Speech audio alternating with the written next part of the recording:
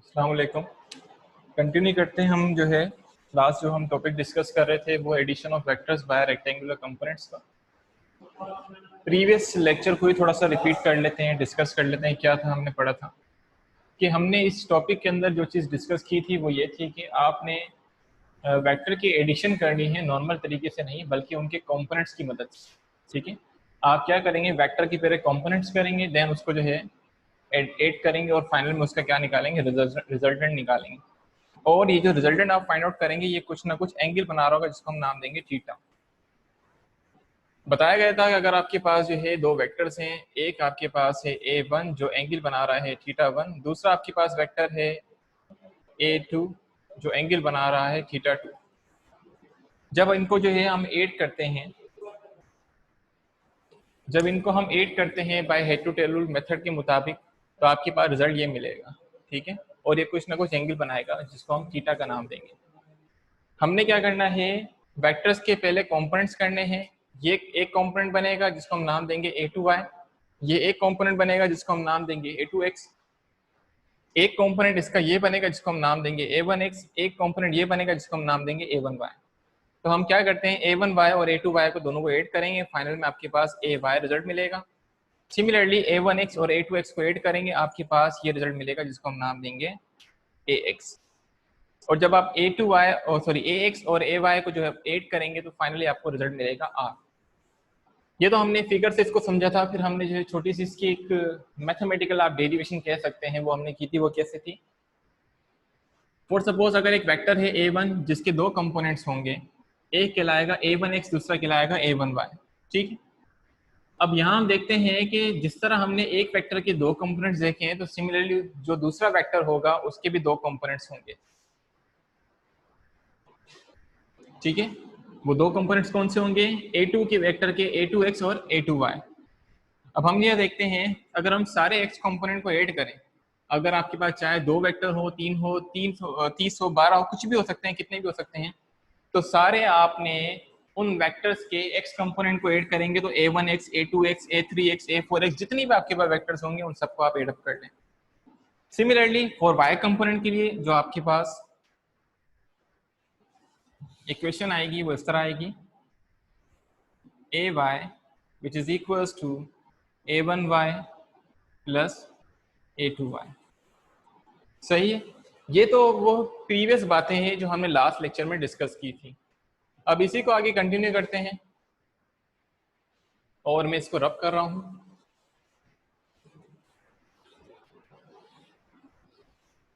अच्छा जी, तो आगे हम कंटिन्यू करते हैं। वो क्या करते हैं, जैसे आपको बताया गया था कि जब आपके पास कंपोनेंट्स गिवन होते हैं, शायद आपको याद हो हम ये चीज डिस्कस करके आ चुके हैं कि अगर एक वेक्टर उसके कंपोनेंट्स है जिसको हम f(x) और f(y) का नाम देते हैं, तो जब आपके पास कंपोनेंट्स गिवन होंगे तो आपने उसका ओरिजिनल वेक्टर किस तरह फाइंड आउट करना है, जिसको हम रिजल्टेंट वेक्टर भी कहते हैं।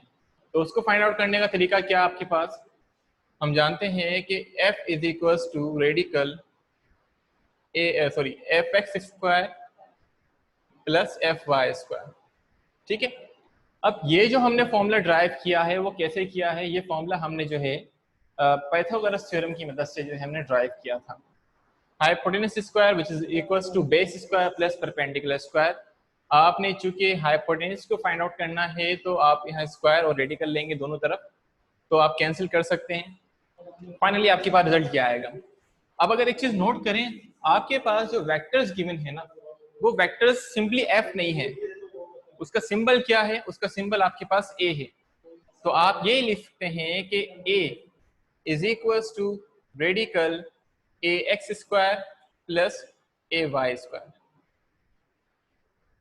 ठीक है बेटा, यहां तक कोई सवाल है तो करें, क्लियर हुई है बात तो ठीक है, अदरवाइज मैं दोबारा इसको रिपीट करता हूं।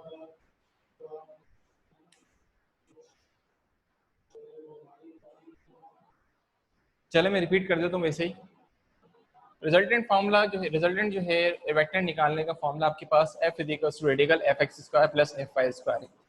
सिंबल जो आपके पास है वो f नहीं बल्कि a सिंबल हम यूज कर रहे हैं, तो a is equal to radical ax² plus ay²। जैसा कि हम जानते हैं कि ax की वैल्यू आपके पास गिवन है वो क्या है, a1x प्लस a2x। ठीक है, और इसी तरीके से ए वाई की जो वैल्यू है वो गिवन है a1y प्लस a2y। तो आप क्या करेंगे, ax की जगह पे a1x प्लस a2x सब्सटीट्यूट कर देंगे। तो आपके पास जो रिजल्ट आएगा वो इस तरह आएगा कि a is equals to radical a1x plus a2x का whole square plus a1y plus a2y का होल स्क्वायर। मैंने कुछ भी नहीं किया है, यहाँ पर बस ax की वैल्यू को और ay की वैल्यू को सब्स्टिट्यूट कर दिया। ठीक है जी, ये तो हमारे पास इक्वेशन आ गई। लेकिन चूंकि हम ये भी जानते हैं, जैसे आपको बताया गया था कि अगर आपने किसी वेक्टर का f कंपोनेंट निकालना है तो उसका फॉर्मूला क्या है, fx is equals to f cos theta, और उसका अगर आपने y कंपोनेंट निकालना है तो f is equals fy is equals to f sin theta. तो सिमिलरली अगर हम बात करें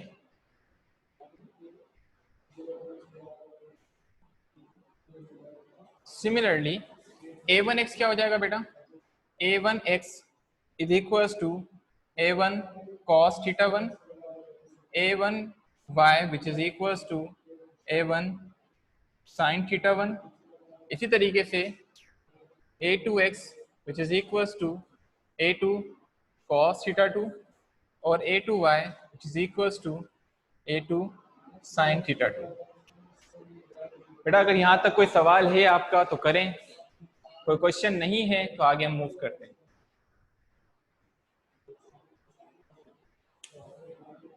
मैं रिपीट कर देता हूँ, यहाँ आपने ax और ay की जगह पे a1x a2x जो कि ax की वैल्यू है जो कि ये वाली है वो आपने सब्स्टिट्यूट की है इस जगह पे, ay की जगह पे आपने ये वैल्यू सब्स्टिट्यूट की है। ठीक है, अब आप करेंगे क्या, a1x की वैल्यू को फाइंड करने का फॉर्मूला है a1 cos थीटा 1, a2x की वैल्यू को फाइंड करने का फॉर्मूला है a2 cos थीटा 2, a1y की वैल्यू को फाइंड करने का फॉर्मूला है a1 sin थीटा 1, और इसी तरीके से a2y को फाइंड करने का फॉर्मूला है a2 sin थीटा 2 है। अब आप क्या करेंगे, इस a1x a2x a1y a2y जो कि ये है और ये है और ये है, इन सिंबल्स की जगह पर आप a1 cos theta 1 a1 sin theta 1 a2 cos theta 2 a2 sin theta 2 को सब्स्टिट्यूट कर देंगे। तो जब आप सब्स्टिट्यूट करेंगे तो फाइनली आपके पास रिजल्ट कुछ इस तरह आएगा।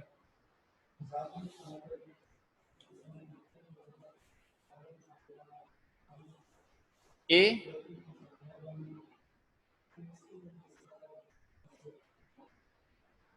is equals to radical a1x equal है a1 cos थीटा 1,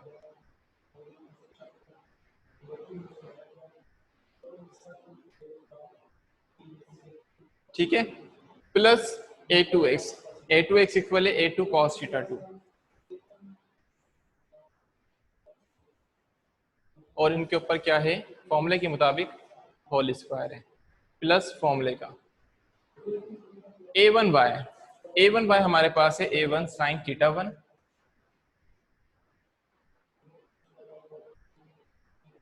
a2y हमारे पास है a2 sin थीटा 2,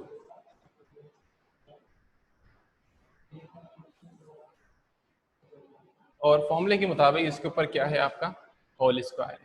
तो इस तरह आपके पास ये रिजल्टेंट फाइंड आउट करने का एक फॉर्मूला आ जाता है।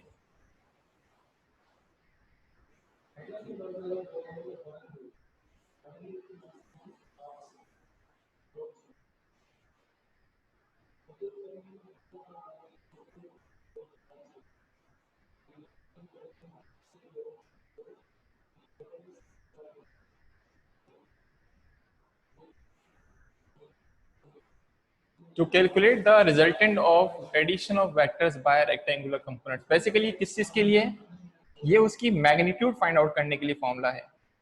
ये जो आपके पास एक रिजल्टेंट वेक्टर जो ये बन रहा था आर जो हम नाम दे रहे थे, उस रिजल्टेंट वेक्टर की इसकी ये मैग्नीट्यूड फाइंड करने का फॉर्मूला है। ठीक है,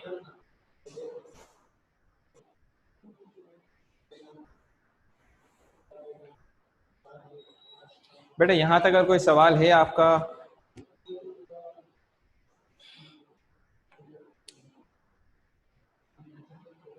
जी एक आया है मैसेज, दो आए हैं।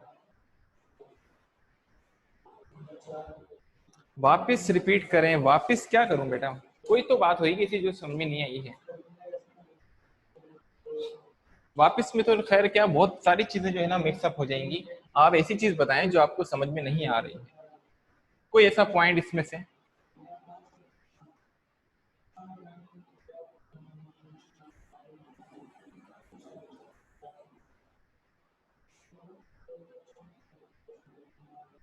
आप इसको कोशिश करें, देखिए समझने की।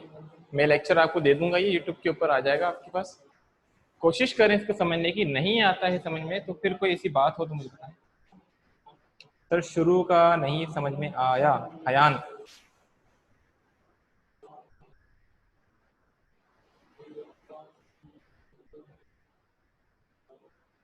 ग्राफिकली भी सॉल्व करना है और डेरिवेशन भी करनी फॉर्मूले से भी। जी हाँ बेटा। आपने क्या करना है, इसको एज जो है क्या कहते हैं, पहले पिक्चर से एक्सप्लेन करना है सारा कुछ जो हमने ग्राफ बनाया था। फिर आपने ये करना है, इसको ये डेरिवेशन करनी है। अच्छा एक चीज याद रखें, डेरिवेशन अभी आपकी यहाँ पे कंप्लीट नहीं हुई है। ये सिर्फ हमने ये जो रिजल्टेंट वेक्टर निकाला है इसकी मैग्नीट्यूड को फाइंड किया, ये चीज समझ रहे हैं। अब ये कितनी डायरेक्शन में यहाँ बनेगा, यहाँ बनेगा, यहाँ बनेगा, कहाँ बनेगा, यानी ये एंगल कितना बनाएगा, उस एंगल को फाइंड आउट करना है हमने। तो एंगल को फाइंड आउट करने के लिए फॉर्मूला क्या है, कौन बताएगा? हम कौन सी आइडेंटिटी या कौन सा फॉर्मूला यूज करते हैं?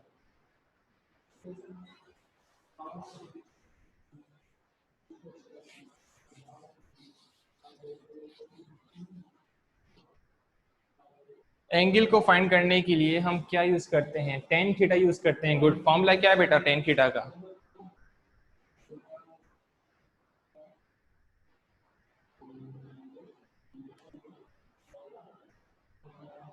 Perpendicular upon base. ठीक है बेटा, गुड।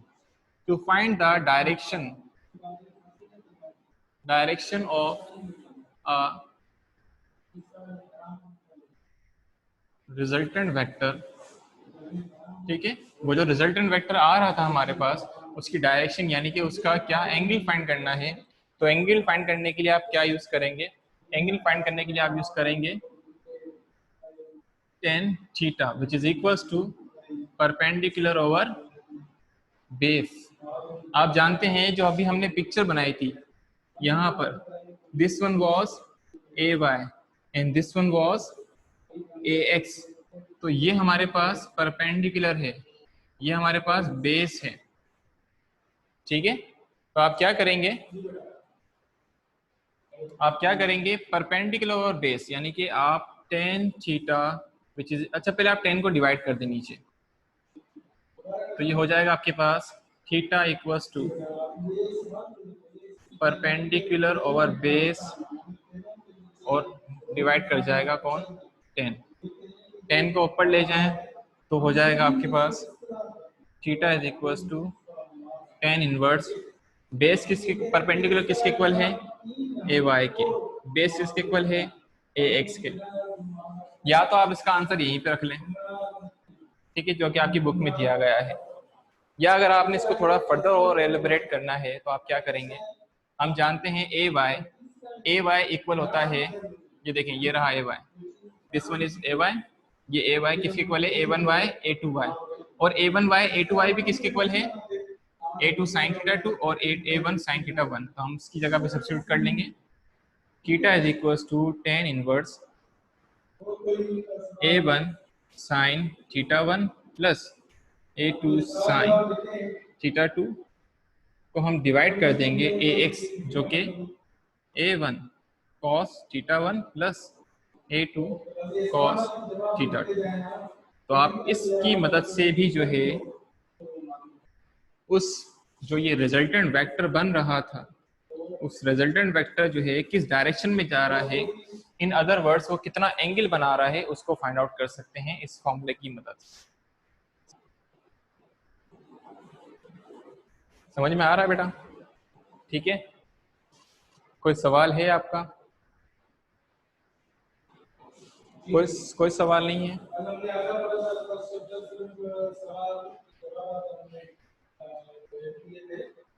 अगर नहीं है सवाल तो इसका एक स्क्रीनशॉट ले लें ताकि हम फर्दर आगे जो है स्टडी कर सकें। चले जी, अरसलान कह रहे हैं कोई सवाल नहीं है, कंटिन्यू गुड।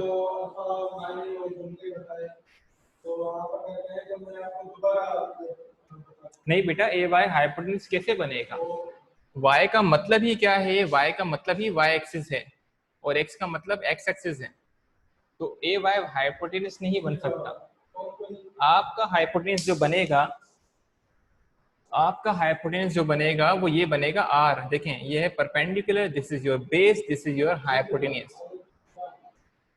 हाइपोटेन्यूज जिसको हम r का, a का, b का, जिसका भी आप नाम देना चाहें, ये बनेगा। ठीक है सना बेटा, अगर आपका क्वेश्चन क्लियर हो गया है, आंसर मिल गया है तो बताएं। चलें ठीक, ओके। नहीं है क्वेश्चन, ठीक है मैं इसको रफ कर रहा हूँ।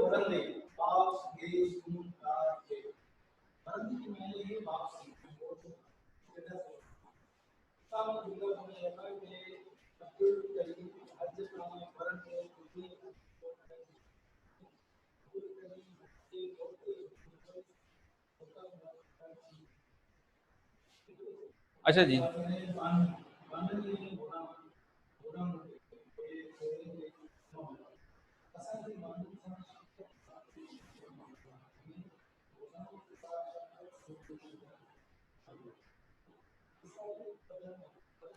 अच्छा एक चीज दूसरा ये कि हम जो टॉपिक्स कवर कर चुके हैं वो है addition of vector by rectangular components, this one. ठीक है, उसके बाद आपके पास एक दो एग्जांपल्स हैं, वो एग्जांपल्स आप देख लीजिएगा। नहीं आया आपको समझ में तो मैं आपको एक्सप्लेन कर दूंगा। उसके बाद जो हमारे पास नेक्स्ट टॉपिक है वो है the dot product, this one. ठीक है बेटा, आप ये कह सकते हैं कि हम तकरीबन अल्हम्दुलिल्लाह आधा चैप्टर इसका जो है कंप्लीट कर चुके हैं, और आई होप सो जो हमारा नेक्स्ट वीक आएगा उस नेक्स्ट वीक में हम ये चैप्टर भी कंप्लीट कर लेंगे। तो इस तरीके से हमारे 2 चैप्टर्स हो जाएंगे। ठीक है, तो हम कंटिन्यू करते हैं। टॉपिक हमारे पास है वेक्टर प्रोडक्ट।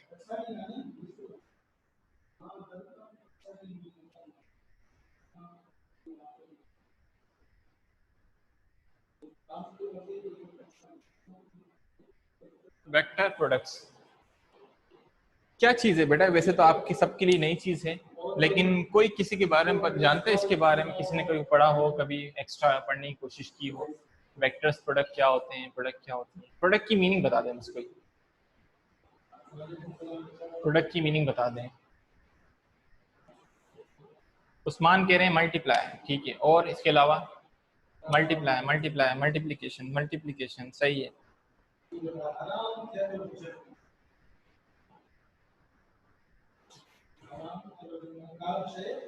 ठीक है बेटा, सही है, मल्टीप्लिकेशन है यहाँ पे इसकी मीनिंग। याद रखिएगा अभी तक जो हमने एक प्रोडक्ट को, एक मल्टीप्लिकेशन को डिस्कस किया है, जिसकी हमने जो टाइटल स्टडी की थी वो ये थी multiplication of a vector by a number. हम एक वेक्टर को किसी नंबर से मल्टीप्लाई कर रहे हैं। मैं दोबारा रिपीट कर रहा हूँ, हमने जो कुछ स्टडी किया वो ये था कि हम एक वेक्टर को उसके नंबर से मल्टीप्लाई कर रहे हैं।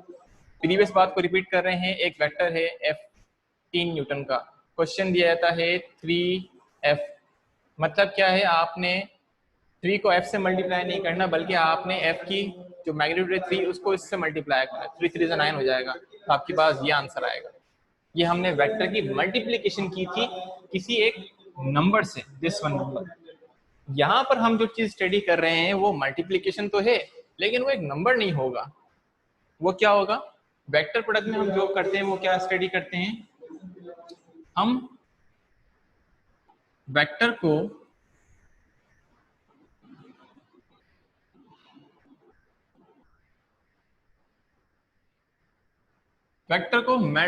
वेक्टर से ही मल्टीप्लाई करते हैं, किसी नंबर से मल्टीप्लाई नहीं करते हैं। ठीक है,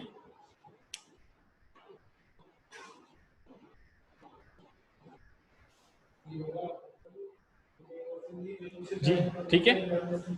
वेक्टर को हम किसी वेक्टर से ही मल्टीप्लाई करेंगे, किसी नंबर से मल्टीप्लाई नहीं करेंगे। इस सिचुएशन में जब हम वेक्टर प्रोडक्ट की बात करते हैं तो हमारे पास दो कैटेगरीज निकलती है। एक हमारे पास आती है वेक्टर प्रोडक्ट में, उसको हम कहते हैं स्केलर प्रोडक्ट, और दूसरे को हम कहते हैं वेक्टर प्रोडक्ट। ठीक है, स्केलर प्रोडक्ट को हम जो है, इसका जो दूसरा नाम है वो है डॉट प्रोडक्ट, और इसका जो दूसरा नाम है वो है क्रॉस प्रोडक्ट। ठीक है, याद रखिएगा, हम किसी भी वेक्टर को जो है, किसी भी मल्टीप्लिकेशन को जब हम कर रहे होते हैं, परफॉर्म कर रहे होते हैं, तो मल्टीप्लिकेशन के लिए आप जिस सिंबल को यूज करते हैं आमतौर पे कौन से हैं? मल्टीप्लाई यानी क्रॉस की साइन, या फिर आप क्या यूज करेंगे? एक डॉट यूज करेंगे, या अगर आप कंप्यूटर की लैंग्वेज में बात कर रहे हैं तो उसमें आप क्या यूज करेंगे? स्टेरिक यूज करेंगे। आप वर्बली किसी को बता रहे हैं वर्डिंग में, तो आप सिंपली उसको मल्टीप्लाई भी कह सकते हैं। इन सब की मीनिंग जो है मल्टीप्लिकेशन की ही आती है, लेकिन यहाँ पर हम इन दो को डिस्कस नहीं करेंगे, बल्कि सिर्फ इन दो को डिस्कस करेंगे, एक क्रॉस को, दूसरा डॉट के सिंबल को। ये क्रॉस ही और ये डॉट ही आपको इन दो चीज के अंदर डिस्टिंग्विश, डिफरेंशिएट करके बताएगा। याद रखिएगा, अगर मैं कहता हूं कि अगर ये है एक वेक्टर ए, एक वेक्टर है ये बी, ये भी एक वेक्टर है ए, ये भी एक वेक्टर है बी, अगर इनके दरमियान कुछ नहीं है मौजूद तो हम यही कंसिडर करते हैं कि ए मल्टीप्लाई कर रहा है बी से या बी मल्टीप्लाई कर रहा है ए से। बात एक ही है, यहां पर भी ए मल्टीप्लाई कर रहा है बी से, बी मल्टीप्लाई कर रहा है ए से। लेकिन अगर हम यहां लगा देते हैं डॉट को, तो अब ये शो कर रहा है कि मल्टीप्लाई तो कर रहा है, लेकिन वो जो मल्टीप्लिकेशन है वो क्या कहलाएगी? स्केलर प्रोडक्ट, या फिर वो कहलाएगी डॉट प्रोडक्ट। यहां पर भी देखें, अगर ये देखा जाए दोनों मल्टीप्लाई करें, लेकिन इनकी बिटवीन अगर आप क्रॉस की साइन लगा दें तो ये कहलाएगा वेक्टर प्रोडक्ट, या फिर ये कहलाएगा क्रॉस प्रोडक्ट। याद रखिएगा, प्रोडक्ट एक ही है, लेकिन डॉट के लगाने से वो बन जाएगा डॉट प्रोडक्ट, और क्रॉस के लगाने से वो बन जाएगा क्रॉस प्रोडक्ट। क्रॉस का जो दूसरा नाम है वो है वेक्टर प्रोडक्ट, और डॉट का जो दूसरा नाम है वो है स्केलर प्रोडक्ट। ठीक है, यहां तक कोई बात है तो डिस्कस करें।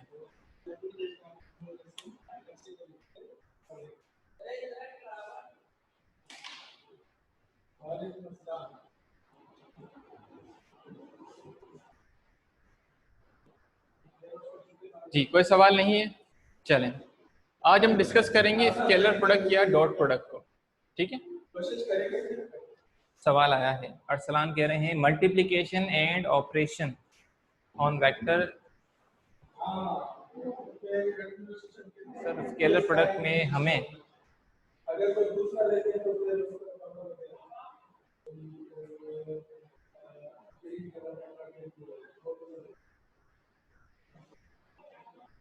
इसकी बात कर रहे हैं, एरो क्यों लगाया?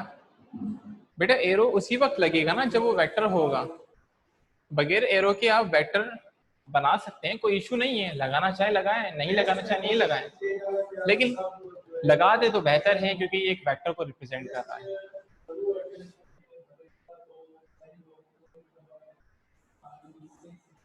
जी बेटा, मैं वही तो कह रहा हूँ, वेक्टर प्रोडक्ट का नाम कोई नहीं है टॉपिक का, ये मैं आपको बता रहा हूँ कि बेसिकली जो प्रोडक्ट होते हैं वो वेक्टर ही होते हैं। और कहाँ होते हैं, कौन कौन से होते हैं? एक कहलाता है क्रॉस प्रोडक्ट, दूसरा कहलाता है डॉट प्रोडक्ट।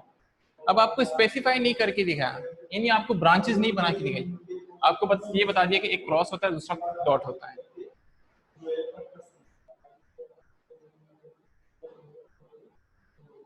हाँ, अब याद रखिए कि वो आप जो कह रहे हैं कि स्केलर प्रोडक्ट कैसे हुआ, तो इसका मतलब ये नहीं कि ये स्केलर क्वांटिटी है। याद रखिएगा, जब ए डॉट बी होगा तो रिजल्ट में आपको क्या मिलेगा? एक स्केलर क्वांटिटी मिलेगी, यानी एक ऐसी क्वांटिटी होगी वो जिसकी कोई डायरेक्शन नहीं होगी। और अगर आप ए क्रॉस बी करते हैं तो आपको जो क्वांटिटी मिलेगी वो क्या मिलेगी? वेक्टर क्वांटिटी मिलेगी, यानी एक ऐसी क्वांटिटी होगी जिसके पास डायरेक्शन होगी। तो यही वो मेन फर्क है जिसकी वजह से स्केलर और डॉट प्रोडक्ट स्केलर और क्रॉस प्रोडक्ट बनते हैं।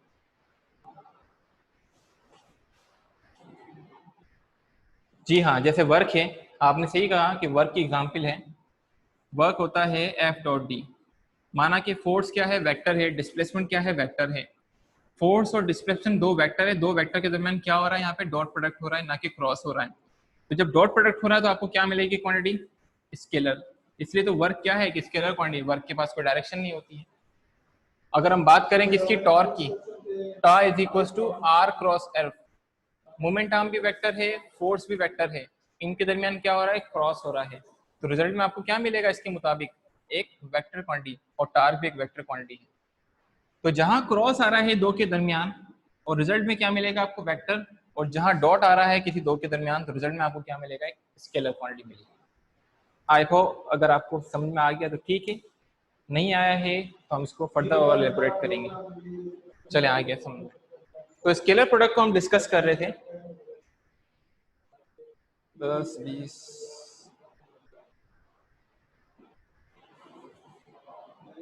10 मिनट रह गए बेटा आपके, क्वेश्चन आंसर सेशन है अभी।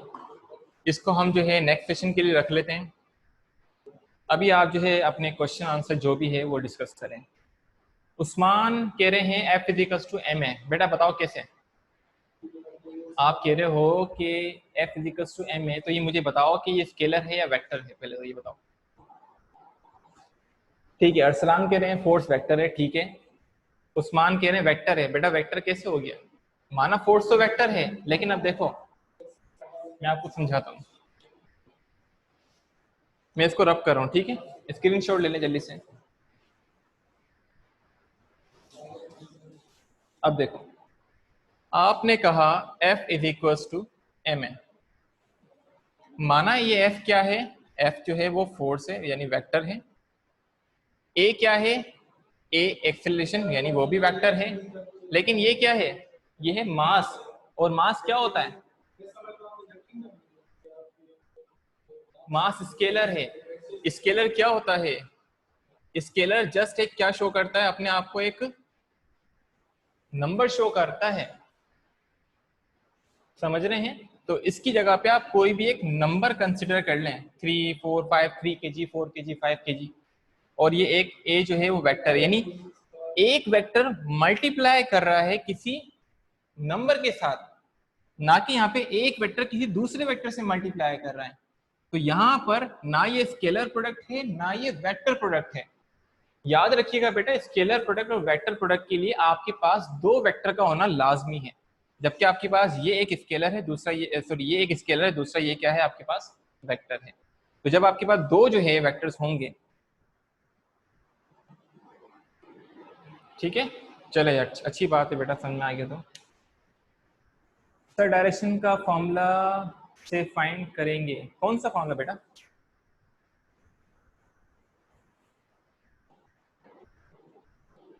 अच्छा डायरेक्शन किस फॉर्मूले से फाइंड आउट करेंगे, अभी आप तो आपको बताया, वो जो हमने प्रीवियस टॉपिक पढ़ा वो था theta is equal to tan inverse a y over a x.